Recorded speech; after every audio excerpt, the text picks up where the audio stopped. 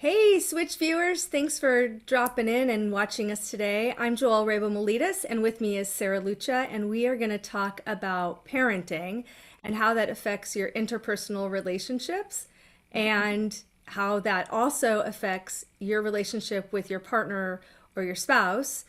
And make sure you comment and send us a DM, drop something in the chat. We always have a Q&A after. And so our amazing moderator, Amit, is going to be watching those questions and will help us facilitate that Q&A at the end. And watch to the end because Switch always has the best gift. When we're over, you'll follow the link and you'll get that free gift. And so with that, we're going to drop right into this and we'll see you on the flip side. Hey, Sarah, nice seeing you today. How's everything going? It's okay. I'm glad I'm here. I had a little bit of an argument with my husband the other night. Unfortunately, we've done the thing that every parent says to, or other parents say not to do, is allow the babies in the bed at night. Mm-hmm. And I don't know how it started, but here we are. They're 3 and 5. They start in their own beds, right? We do the whole bedtime routine, all of that. And some way, sometime throughout the night, they pitter patter over and they end up in the bed. And, not to mention the puppies in the bed, right? So we got this giant king size bed because my poor husband was, when he was coming home, and he was literally sleeping on the edge of the bed, like horizontal wise, like the poor dog, and the dog was in his spot. And then these two little kids are in my bed, and you know, he just is like, I miss the old days of when it was just you and I. Right. And I don't know how to fix it. I don't know how to fix it. Yeah. And then it's a trade-off, right? Because if they're not in your bed, then you're up all night putting one, Exactly. yeah. So are they getting up at the, like one wakes up the other? Do they get up at the same time? Like what do you notice? So, I mean, it's always my daughter first. She, managed to get her way over there. And then sometime throughout the night, I like to think it's a few hours later. So they're not coming over at the same time. My son comes over Yeah. and they want to, they're snugglers. Like they are my husband to a T. They want to snuggle all the time. They want to have a body part touching, a hand holding, a something, a foot touching something. And, they want to snuggle. And I'm just, I just don't know what to do. So everyone's in the bed. My poor husband's, tolerating, right? Tolerating is being the key word. And what it leaves is that there's no space for him and I, right? Right. So Right. One other question. When have you gone out or gone overnight with your friends or family and left him alone with the babies? yeah, Okay. yes, Do they do the same thing with him too? they do. Okay. All right. They do. My husband says that they make it a little bit longer before they Ah, make it to him. Um, but I mean, it's only been a few times that I've been like away overnight, away from them, right? So, but yes, they end up in the bed too with him. okay.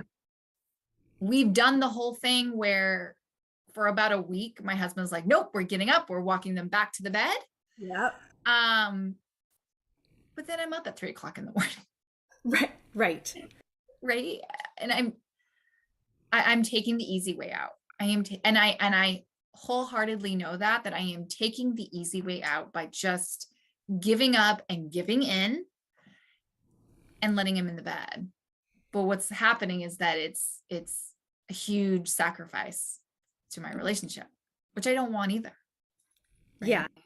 So, kind of going back to some of our previous sessions, right? That good enough mother, not good enough who cares, right? But at what point do you say, okay, I need 8 hours of sleep, and if I don't get it, then there's going to be very unhappy children and spouse, in this house, and so they're going to sleep in the bed versus saying, no, I'm going to hold my ground. I'm missing that alone time with my spouse, right? And figuring out what that balance is, and the problem, as you know, is the consistency. So it's like you do one thing one day, they figure it out really quick, and then they're going to just keep pushing and pushing and pushing. And so, part of it is, it sounds like what I'm hearing is you and your spouse are not necessarily on the same page about co-sleeping, We're right? not on the same page about co-sleeping.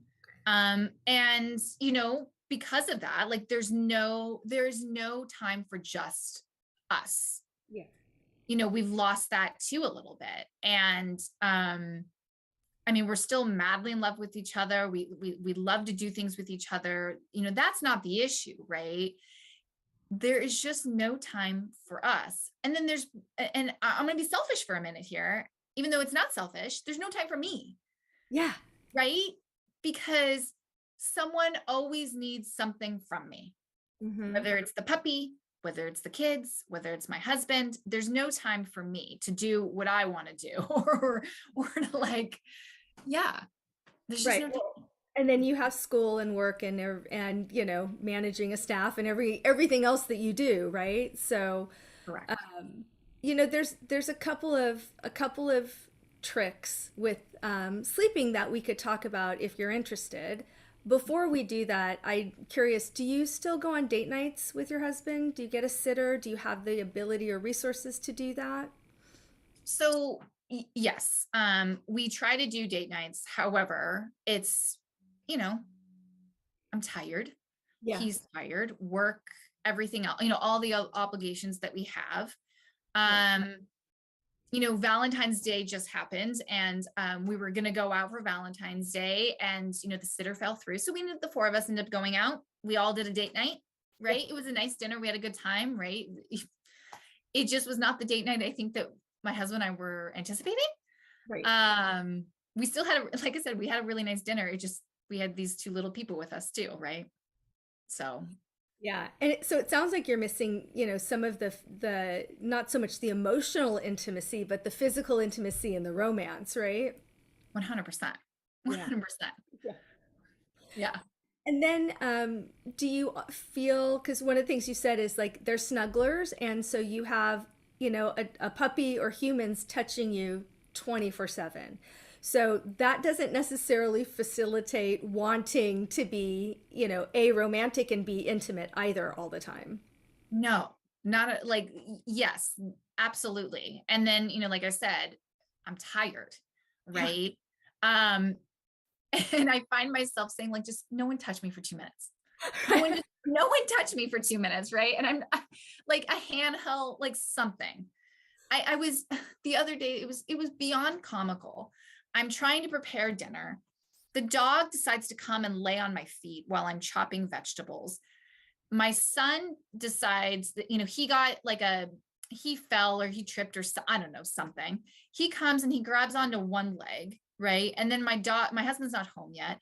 And then my daughter, decided that she didn't want to be, lone man out. So she's on the other leg. And so they're literally clinging to me on each leg. The dog's on my feet while I'm chopping vegetables. My husband walks in the room or from work, and he goes, he's like, he made a joke. He goes, "You're so loved." And I go, "Is that what this is? Is that what this is?" Because yes, I guess that's what's occurring. But I feel like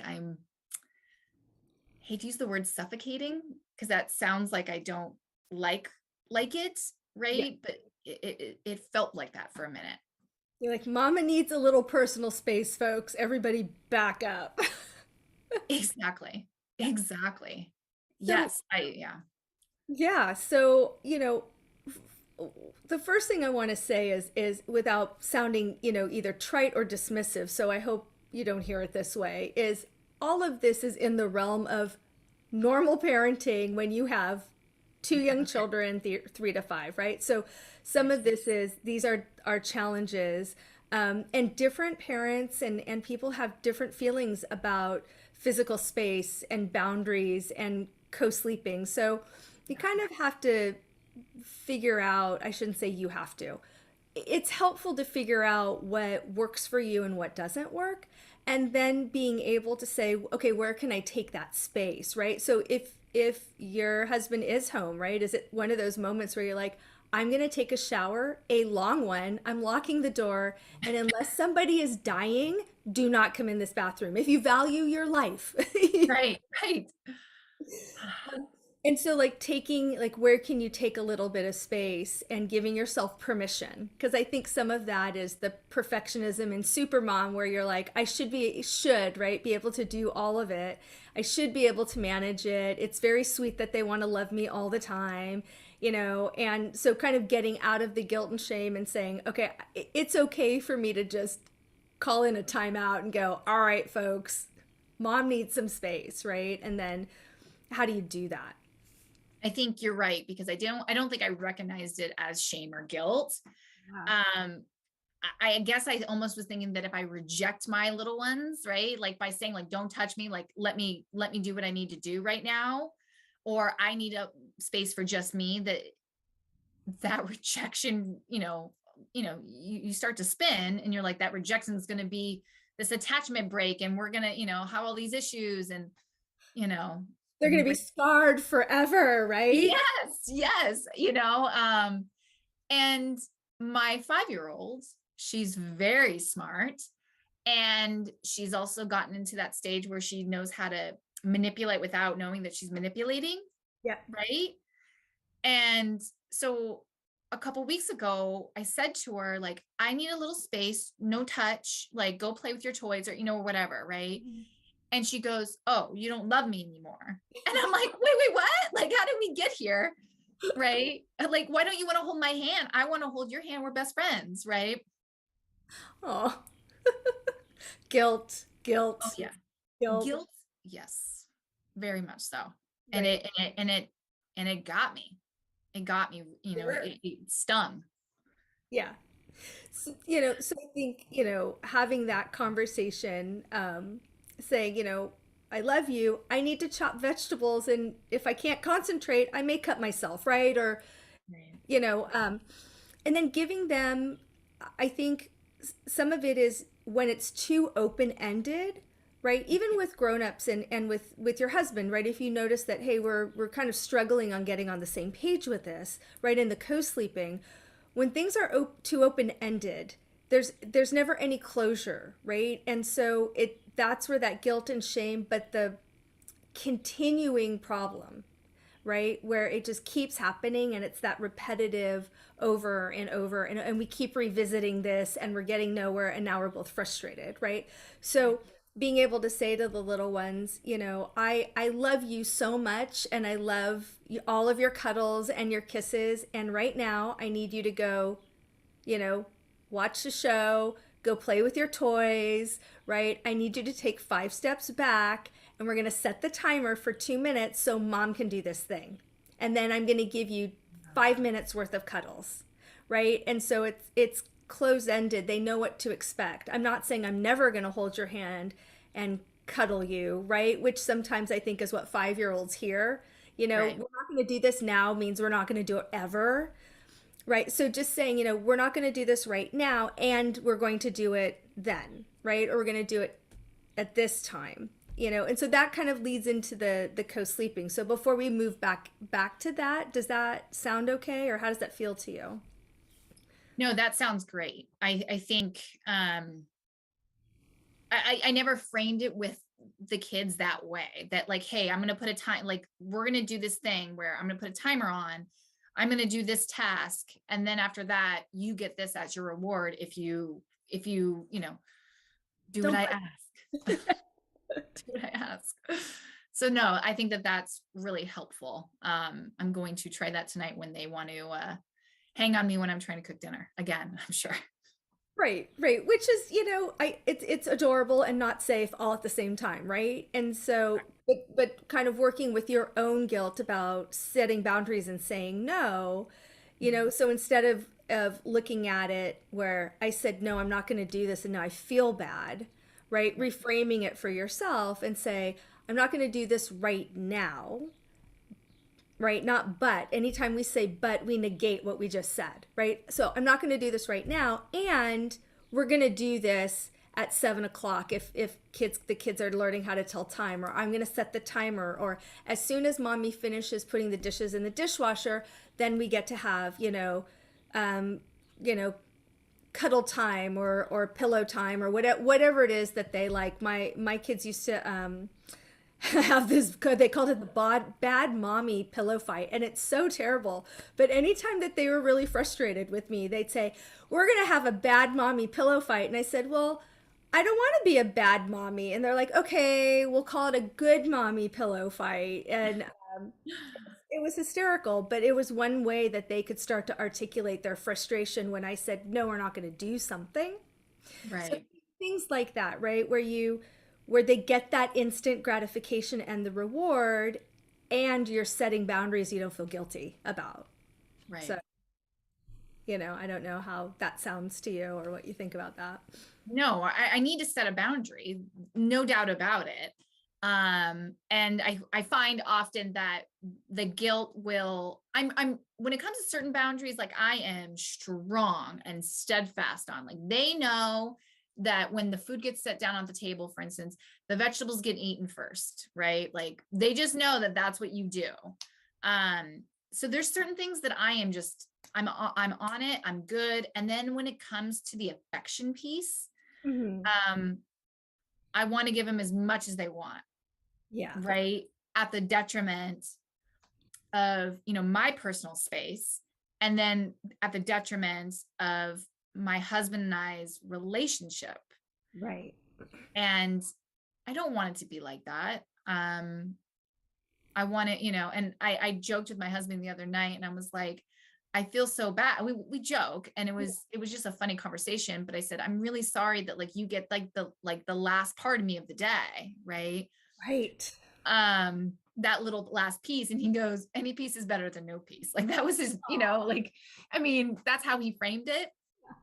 And he was laughing about it, and that's our relationship. But nonetheless, it was sad too, because I don't want him to feel that he just gets the last piece too, right? Right.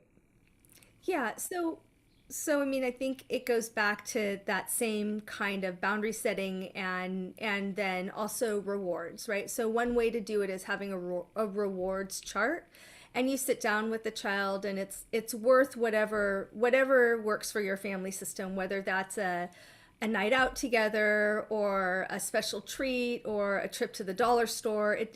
It's not necessarily about the reward. And then every time they do something that you are happy with, proud of, they followed directions, you didn't have to tell them 100 million times to tie their shoes, whatever it is, right? They get a sticker.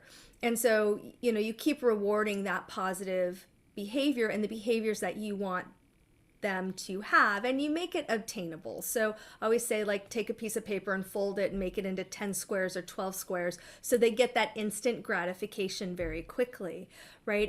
And keep that going for 3 or 4 weeks, because you need them to buy into this and they need to get the treats. So if you're giving a sticker for like, yay, you washed your hands after you went potty, you get a sticker. Yay, you didn't argue with me, you get a sticker. Yay, you have your shoes on, you get, it doesn't matter. And then as you start training them into the system, it's harder to get the stickers, right? Or get the reinforcement. And then that third level is that you get 2 stickers when you do it the first time, you get 1 sticker when you do it. And I take away a sticker if the behavior is undesirable. And I don't say bad, right? Because kids aren't bad. It's I don't the behavior is not desirable, or it's bad behavior. Right. You're a good boy and your behavior is unacceptable. I love you more than anything and your behavior is unacceptable, right? So it's not you're a bad kid or you're a bad boy, right? Right. Does that make sense? It does. And I think I need to, do that same exact sticker chart with the sleeping, That's right? where we're going with this. Exactly. So first getting them into the system where they get those instant gratifications. And that's why I say the dollar store, where, it doesn't break the bank, you Yeah. know, Right. computer paper, some stickers, and when they fill up the page, it's worth whatever it is. And the child knows that that's what they're working for, right? And you get them involved in the system, then implementing it for bedtime, because you're too tired, it's the end of the day, they're cranky. Like, there's so many variables with bedtime that makes the reward system hard to use in the middle of the night. So it works great with, please go brush your teeth, please put your pajamas on, right? Or in the morning, please go brush your teeth, please put clean underwear on, right? Change, put clean clothes on for school, whatever it is. The reward system works really well. So you're kind of basically, we're going to work outside in, right? You're going to start working with these other behaviors and setting boundaries and getting them in the system and figuring out what their currency is, right? Is it screen time? Is it time with mama? Is it time with daddy? Is it family time? Is it ice cream? Like, what's the currency? Because they probably both have different currencies. Yeah. 100%. I think my daughter likes the social aspect. She likes going on the dates, right? My son likes that too. But I think, he would very much like the toy, like, or the something along the tangible thing. Yeah. So, okay. All Okay. right. So then when you get them, like, and they kind of bought into the system, so it really is a timing thing, and it's a conversation with you and your husband, right? Or your, for those that are listening, your co-parent. But having a conversation with you and your husband about, hey, this is the plan, so we're both being consistent, right? Because it really is all about consistency. And we're going to do this for 3 to 4 weeks. then we're going to attack the sleeping, right? So the reward gets really good in the middle of the night. If you do this thing, you will get 5 stickers. Like it's got to be worth the squeeze where, hey, Got it. remember, and so then you're priming the child, when you're doing your bedtime routine. Hey, remember, if you stay in your bed for the whole night and you don't come into mommy and daddy's bed, we get to go to the dollar store. We get the thing instantly tomorrow, right? Hey, Yeah. remember, and then if they get up and you walk them back to bed and they stay in their bed, then I always just say then half, right? So if it's 10 stickers on the sheet, then if they stay in their bed the whole night, they get all 10. If they stay in their bed, right, and they only get up one time and they go back to bed without an argument, maybe they get 5.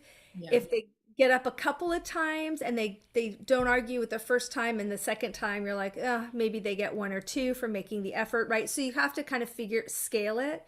And then you have a conversation with them. You tell them what the rules are of the game. And so every night you prime them, hey, remember, hey, remember, hey, remember. And unfortunately, it's going to probably take 30 days of some sleepless nights, for you. There's, but you're talking not like for the next year, hopefully, as long as there's consistency. Yeah, and I mean, there's lots of other ways to train them into sleeping in their own bed.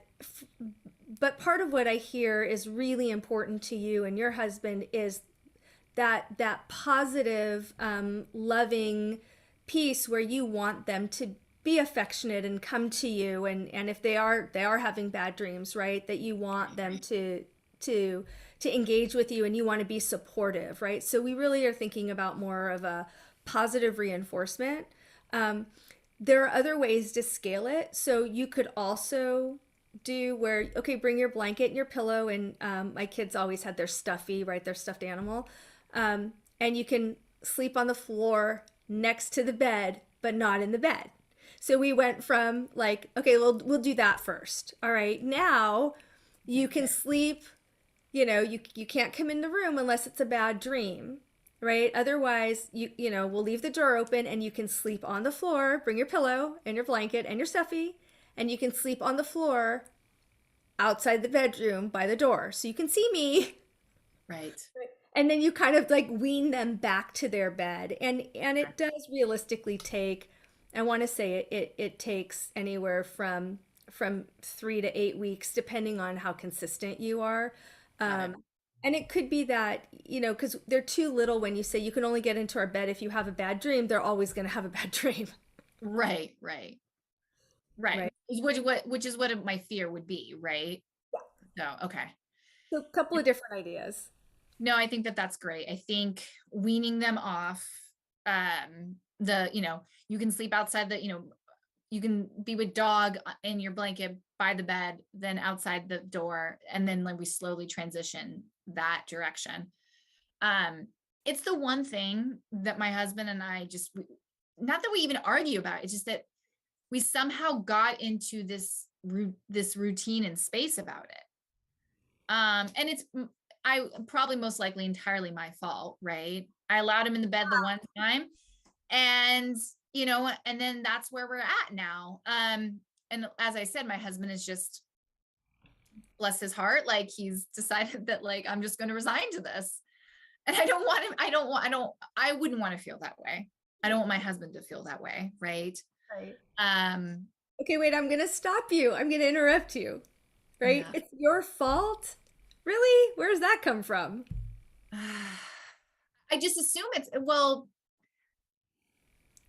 probably because I feel like I allowed it, right? Like they came over, oh no, they're just a little baby. Like, yes, I'll put them in the bed and I'll hold them and snuggle them. And I love it. And it feels, it's nice, it's comforting. And then it's just like, oh, they want to come over. They want to come over. They're only small for so long. Right. Right. I mean, I'm not going to be having a teenager sleeping in my bed. So I have a short amount of time where I'm still, they still want my attention. Right. So I recognize that because I have friends that have teenagers now. And I mean, I hate to use the word, but you're trash like to them, you're trash. Yeah. So, I'm still, I still got some, I still got some skin in the game with them. Yeah. So getting the cuddle time with them in other ways, right? Like, Yeah. and that's that perfectionism, right? The guilt and the shame and the perfectionism we've talked about before when you're like, well, it's my fault. They do this because, like I did it this one time and it's my, yeah. See how, like, it's so insidious, right? You don't even realize you're doing it. Yeah, absolutely. You're right. Like I don't even realize I'm doing it. I just assume that it's my doing, right? Yeah. Yeah. Yeah. So, finding ways where I think that you can get it all. I think you can have your alone time and find some me time, set boundaries, give them all the love and the affection in the world, and eventually, being the operative word, right? Get them Right. to sleep in their own bed. I think you can have it all. The question is, can you have it all the time? Right? And so, what are you willing to resign yourself to? Right? Okay, so I'm going to get into bed with them in their bed and snuggle them in their bed. And that's you're probably going to get, no, mama, we want to be in your bed, right? Right. Right. So then do you start them off and say, okay, well, if all four of you are in the same space, is it that we have family, reading time and we all snuggle and we do that in mommy daddy's bed and then we walk you to your bed, which is hard. It's a harder um, transition for little ones to make, but it's doable, right? So there's lots of options, and my point too is there's no perfect way to do this. There's no right way to do it. Okay. No formula. Okay. I don't like that, but okay. I know. So what do you think would work for you and your husband? Like if you created your own formula, what would that look like? I definitely like, I mean, the sticker chart, I definitely like the idea of the transition. I think that if we just do this immediate, like you have to stay in your bed the whole night, you get the 10 stickers, as opposed to stay in your bed as much as you can. And then if you have to, you get to sleep by the bed, then you get to sleep out, teetering off phase, I think would be really helpful for both of them. Um, so I think that would, and I think it would help with my guilt around it. Um, and then they've got to start in their bed. Okay. Like for my own boundary setting, we have Okay. got to start in their bed, because if not, I don't know if I could be successful either. Right. And if the whole point is for us to all be successful, I gotta hold that boundary at least, I think. Yeah. Okay. That all sounds great. I know your husband has a difficult schedule. So when you do bedtime, is it you're both in one child's room and then the other child's room? Is it all four of you or you and the children in one person's room? How do you manage bedtime right now? So they share a room. Oh, That's really important to my husband, that they share a room. And so they're in the same, they have two little, they have big boy, big girl beds now. okay. Um, and so we're supposed to we do reading time. We sit there, they're in their beds, or they're both sitting on one bed, and then one transitions over to their bed. Sometimes they want to sleep in the same bed together. If they want to do that, I'm okay with that. And then the idea is that we used to do the light on, Mhm. and then I would leave. However, it just keeps them up. Right. Right. And then it's like, go to bed, go to bed, go to bed, go to bed, that kind of thing. And so the light now gets turned off. They don't really like that, but it's one of the only things that I have found to keep them like in their beds. Yeah. Okay. So And that sounds great, and you can reinforce that again with the sticker chart since you liked exactly. that for you. No, that makes it easier when they are in one room, because you're not trying to divide time. If at some point you notice that you're having to put them to bed in different rooms, then have, get a calendar and mark, A and B, whichever one is A and whichever, right? And they alternate whose room you're reading in. So if you read in your daughter's room one night, then you read in your son's room the next night, right? So you just alternate, because there's no way to put them both down at the same time when they have different rooms. So Yeah. So alternating that way where they get that alone time, right, with you every other night, where mommy tucks just me in one night and tucks me in the other night, right? So there's a lot of different ways to do this. And then I think really having some I statement conversations with your spouse, right? Like I'm feeling really sad when whatever, or I'm feeling frustrated that I can't do it all, or you get the last piece of me, right? And what I would like is your support, and giving me a 10-minute break when the kids have been climbing on me all day, right? So using the, and notice how I'm kind of, I put my hand on my chest and I sort of lean into, it's about me, right? I Right. I need this. This is how I feel. And and not but, remember, but negates everything we just said, right? And I want to know how you feel. It's really important to me that we get our intimacy back and that the kids start sleeping in their own bed. And I feel guilty about that, right? So I need help and I need your support, please, because that's going to be hard for me. So, how does that sound to you? No, that sounds good. I need this for me, right? I need them in their beds for me. I need them in their beds for them, for, their own autonomy and their own, just like development, right? Like I don't want them to be where they feel like they need to have someone always next to them all the time, because I don't feel as great either. And I need this for my relationship. Um, because, like I said, we're both still like madly in love with each other, but we've just kind of, we've lost us in the process of raising these little people a little bit. And I don't want that to happen. I don't want that to happen. Yeah, and that's the thing that parents and partners and people that co-parent and live in the same space, say all the time, right? We're losing ourselves, we're losing our relationship, we're losing our intimacy, and yet at the same time they're not teenagers, right? It's not that they go into their own room at 9 o'clock and you don't see them for the rest of the evening. And so it is hard in these early years as far as how do we gain that back. And then different people do different things based on their support system, their needs, their what they're interested in, their financial resources, right? And so if you have support and you can leave them with friends or family overnight, so you have a date night alone, maybe even it's a stay-in night where you drop the kids off and you go back home, if that's an option for you. um, Other people who have financial means to be able to go out and get a hotel room, right? Okay. Even for a couple of hours. I've heard couples do that. So I don't think that there's a right answer.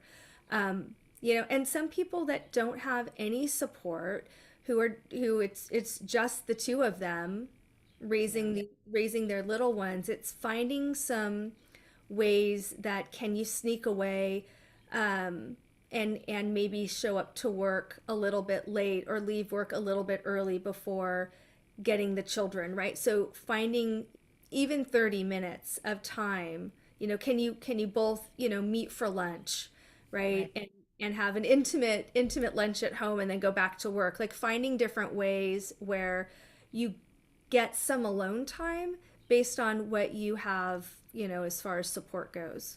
Yeah. So just, I mean, being creative is what you're saying, is that we got to find ways to be creative. Okay. Yeah. I think that that's really helpful, because it is sometimes hard to, like, okay, we're going to plan this date night and get the babysitter and, everything else that you have to do, get them bathed before the baby, whatever it is. Right. Um, that lunch idea though, it sounds really doable.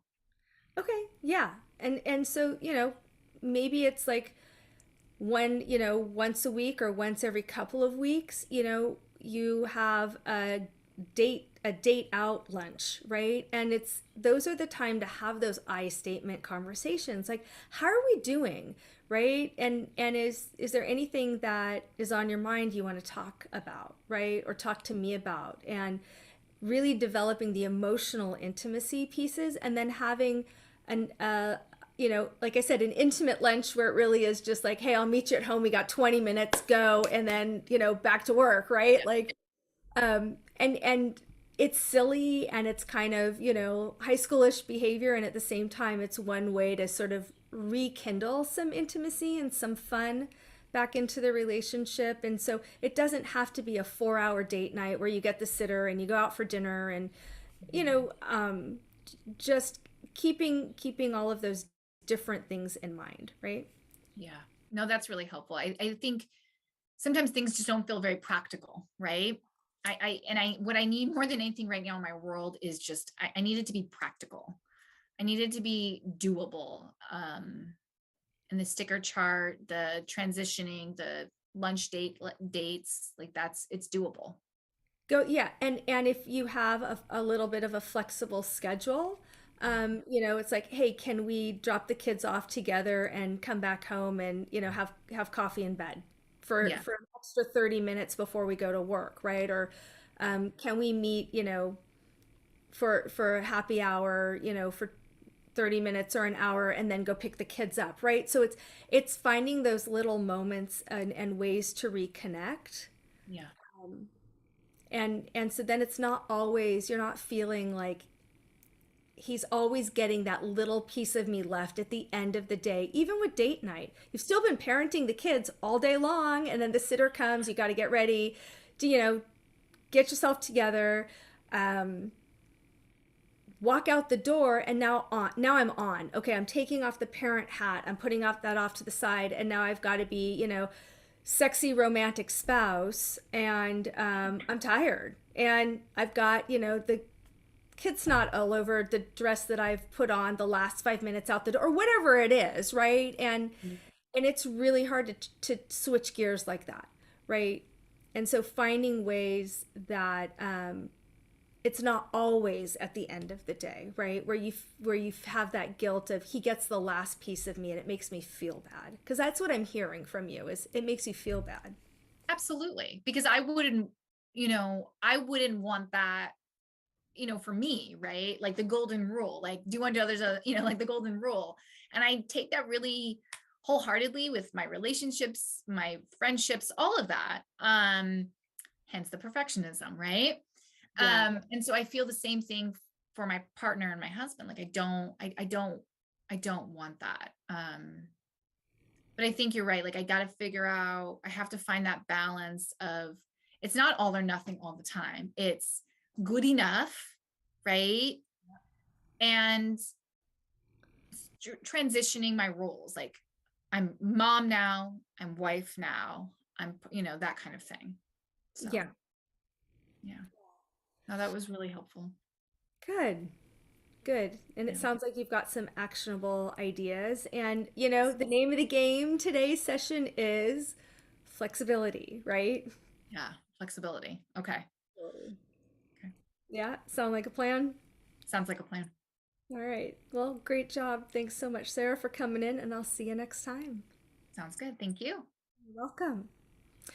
All right, Switch viewers, I am sure that there are lots of questions, and so I know Amit's going to jump in, and Sarah and I will answer as many of them as we possibly can.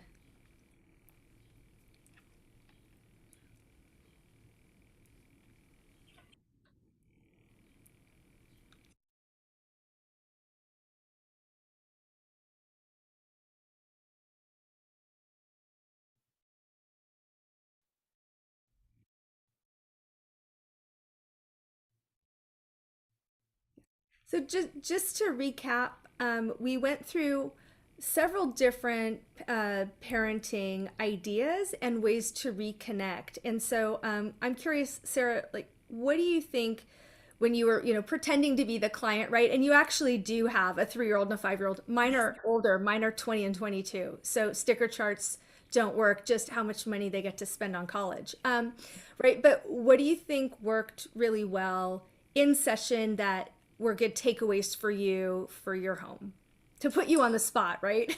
Right. No, I look, life at any stage of motherhood, fatherhood, parenthood is always difficult. There's some great parts of about that particular stage of parenthood, and then there's some parts that are just really difficult. And so, speaking from my own personal experience, at this stage, it's all about what is practical and what is doable and what is reasonable, right? And so doing that physical act of like the sticker chart, for instance, is a really helpful tool that I implement in my home all the time. And so that's something that my kids know what that is. We all know what that is. And my husband and I are on the same page when it comes to that. And so we use it as that currency reward system to help, to get for better or worse, to get the kids to comply with what we need them to do. Right. And it's about finding balance, because you can get so saturated and lost in that moment of just only being parent, and not being partner or spouse, that you forget.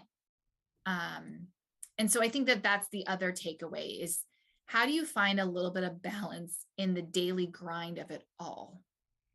Yeah, and I think for me, without the mom guilt, because with that perfectionism that I suffer from, and so oh, I have to study, but then I'm not spending time with the kids, or oh, I have to go to work, and then I'd feel guilty that, like, it didn't matter what I did, and there's some truth to that, today, where the mom guilt is real. And it's there all the time. And so I remember, with mine, we had same kind of thing. We had the co-sleeping, where we encouraged it when they were really little, and then we created, two little monsters. And I say that with love. But we, that slept in the bed. And so it did take, like, all right, the sticker chart, and then taking the child and saying, you can come in, but you can't get in the bed. You can sleep next to mommy. And then the tears. And that took a couple weeks. And then we slowly kind of literally inched them out of the door. And it was so painful. And I remember just, being in therapy at the time, not but long before I went to psych school, and thinking, like, I'm the worst mother ever. I'm going to scar them for the rest of their life if they, if I don't let them sleep in my bed. And it was such a big deal for me. And it was so painful to do. Right.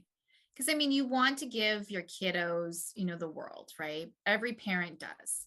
And you want to give, you want to make sure that their needs are met, right? Their basic needs of, food and all that kind of stuff. But then you want to give them this sense of love.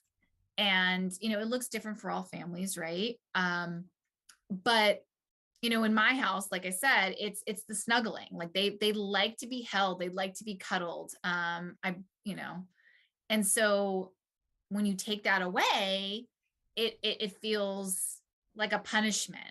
Yeah. And but it's not. Like that's the hard transition that I think as moms we have to make in our heads, that by taking away or by taking the time for you, or for you and your partner, you're not depleting your child of something else, right? Yeah. And it's so hard because I think some of it is cultural, right? And definitely socioeconomic, and it's this, okay, well, we go out on Friday night, or we go out on Saturday night. And I don't know about you, but by the time Friday and Saturday night I'm done. I am so tired, and especially when they were little.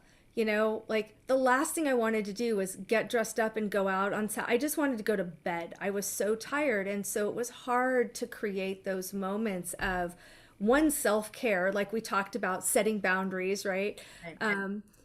And then, but also creating the intimacy, and intimacy, it's emotional, it's physical. Do you hold hands? Do you kiss? Do you hug?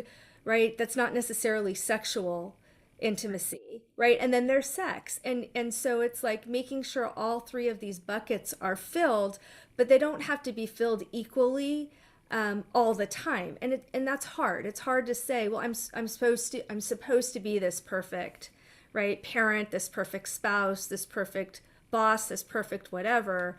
And then one little mistake, well, I failed. Right. You know? Right. Um, I think the hardest part sometimes when when you're parenting or when you're in these like different like development stages of your family is how do I, and you do the comparing. Well, back in the day, the intimacy was through the roof on this level, on this level, on this level, right? And I think the hardest part sometimes is transitioning to, okay, what does intimacy look like today and now and in our stage of development and in our family life now.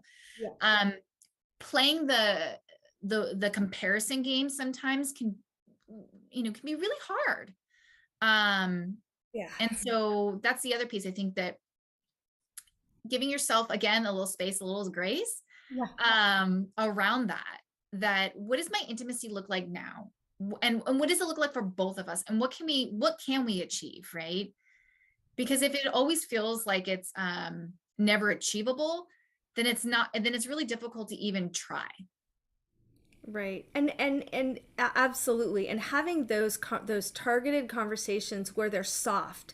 What we know about couples and what we know about the longevity of couples is these what we call soft start conversations. You know, I'm hurting that we don't have the kind of intimacy that we used to have. For example, we used to snuggle in bed on Sundays, and we would just stay in bed for hours on end, and we'd talk and laugh and touch, and I miss that. Now that we have children, we don't have that anymore. Do you miss that too? Right? Not accusatory. Well, you don't do this with me anymore, because that's such a different sound. It's a different statement, right? So really leaning into, this is how I'm feeling, and I miss this and what I would like, and then being very clear and assertive, not aggressive, but assertive, right? And what I would like is for us to find an hour, or 20 minutes at some point in the week to be able to have some snuggle time and alone time. What about you? What do you miss?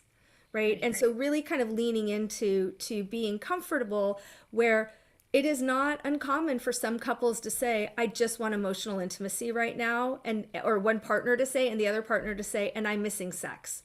And that's super common. And so instead of it being an all or nothing thing, finding a way to meet each other where it's like, how do you get your emotional intimacy needs met? And that's an honest question, and let that person tell your partner tell you. And then saying to them, how do you get your sexual needs met? What does that look like to you? Right? Well, I'd like to have sex every day. That's really hard for me right now. Right? And so what if we could do what if we could have sex once a week? Or what if we could, spend more time snuggling on the couch while we're watching TV or kissing? Would that be acceptable, right? And so there's that constant compromise that's happening. And Right. and gently, so the conversations aren't accusatory and they don't turn into arguments. Right. And I think the other piece too is that you trying to find in the day to create new experience, right? Yeah, And when you can create new experience, then you can create new intimacy, totally. right?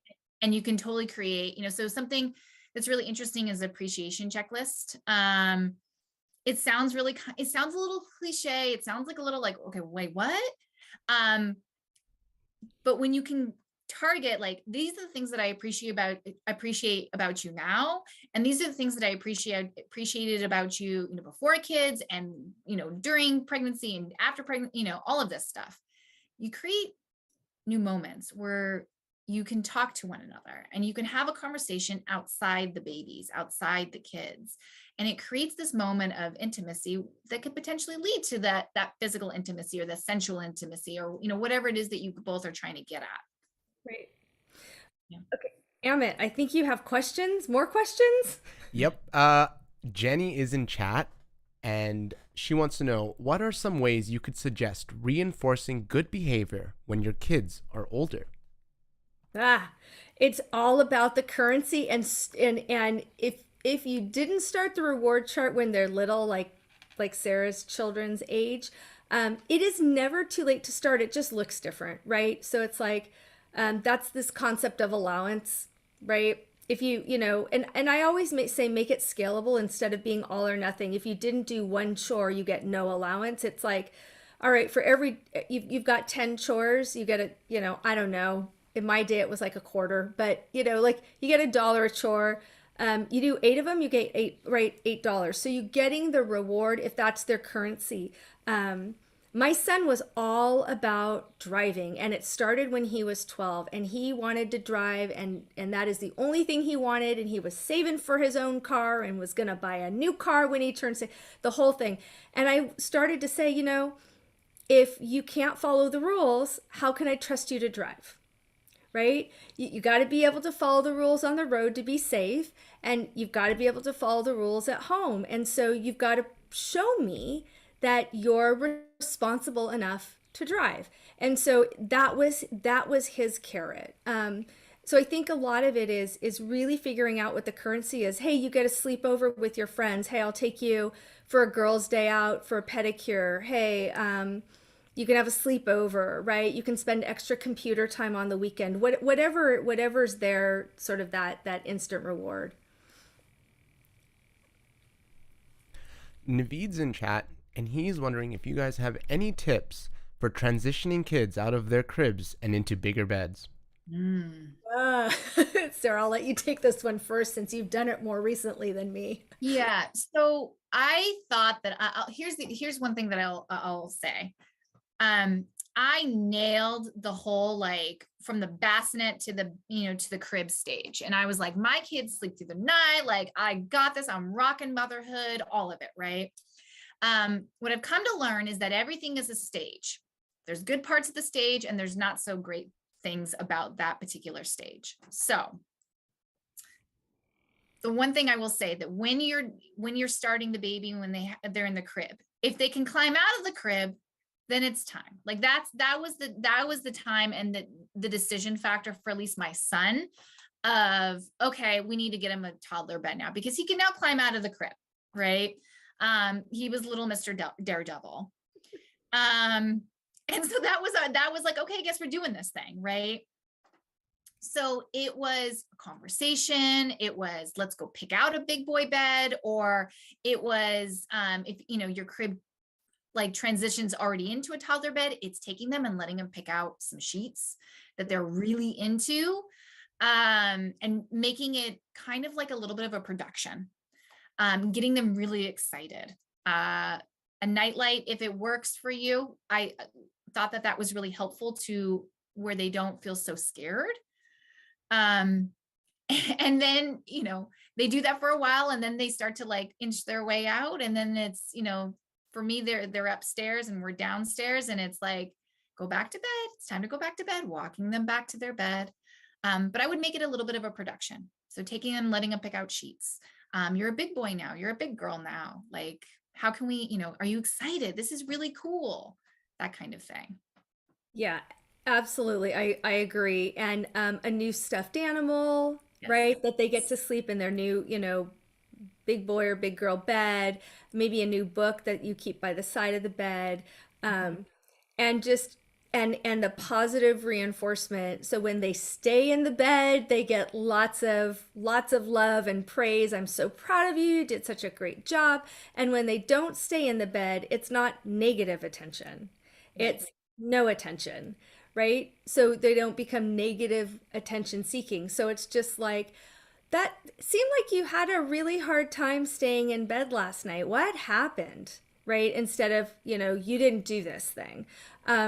And so just it's lots of that reward behavior of just rewarding the behaviors that you like.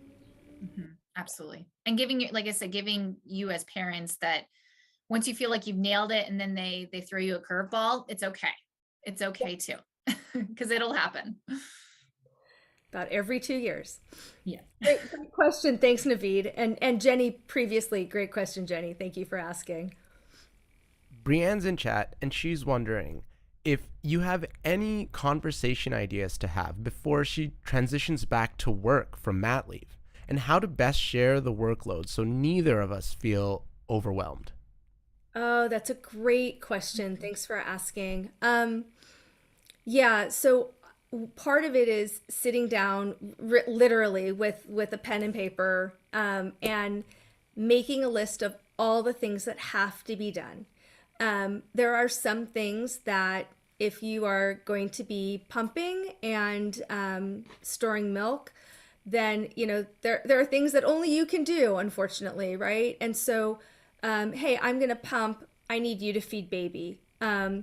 Or we go every other night. If you have that kind of schedule where you both work the same work day, then every other night it's like your turn to get up, the next night it's my turn. And so really trying to just look at it as being as efficient with tasks as you can be, and not saying, well, okay, mom does that, dad does that, or one partner does this, one partner does that, and asking for help and being able to say, I can't do it all, and I need help. And it's those I statements where the message tends to be received more. And so being able to also say, I'm really nervous about making I'll just speak about myself, right? I'm really nervous about having to go back to work and leave my my baby or both of the babies. And I need help, and I don't know what I need, but I need help. And so can we, is it okay if you pick up doing dinners for the next 3 or 4 weeks? And I know it falls on your shoulders, right? That would be helpful for me so I could have a little bit more cuddle time with the baby. And then we can start to develop a routine, right? So being very clear with, this is how I feel, this is what I need. The minute we start saying you, it gets into that defensive territory. So, but those are my 2 suggestions, is really sitting down with, okay, here's all the things that we do in a day, or I do in a day, and here are the things that I need help with. Yeah. Sarah, do you have some other thoughts? One thing that I've suggested before to, friends and so on is that, if let's say if it's bottle feeding or pumping, whatever it is, right? The other person washes the bottles or puts together the compartments for that. It's the little things sometimes, right? That was always really helpful, that I could come home and throw the bottles in the sink, run, and I would come downstairs to pack my bag, the pump bag for the next day, and the bottles were all nicely washed and ready to go. Also, I think it's really important to know that this is a big transition that you both are making, going, being at home for maternity leave and then transitioning back to work. There's going to be hiccups. That is okay. There are going to be moments of stress. It's going to be okay, right? I think and not dismissive, it's that we're just trying to figure out this new routine, and new routines take time to develop. Just something to keep in mind, to be kind to yourself too. Yeah. So I think we got to everybody's questions. I know some of them we read out loud and some of them we were reading in the chat, but let us know what you think. Make sure you click the link. Like I said, Switch always has an amazing gift for you. And stay tuned. We're going to be doing more mini series, and we've got a couple of new and exciting podcasts that we're getting ready to launch that I am super excited about, and I'll be interviewing another guest. And so stay tuned and make sure you stay connected to us and to Switch. And thanks so much for joining us, and we'll see you again real soon. Have a great day, everyone.